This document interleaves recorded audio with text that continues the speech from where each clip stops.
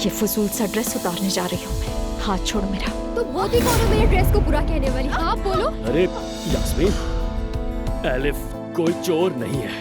मैं एलिफ को जानता हूँ, पुरानी वाकफियत है मेरी से। सफिया आपा की बहन है ये।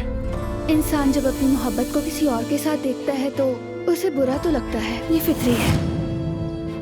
कैसी लग रही हूँ मैं? बहुत अच्छी लग रही हो तुम। एलिफ आई हुई है। उमर के साथ ही पली बड़ी मैं। यहाँ आने का ख्याल तुम्हारे दिमाग में कैसे आया? पहले जो किया वो कम था, जो अब तुम दोबारा आ गई हो यहाँ पर। छोड़े मुझे। जैसे आई हो वैसे ही चली जाओ यहाँ से एलिफ। इस बार तुम्हारी वजह से किसी को चलने नहीं दूंगी।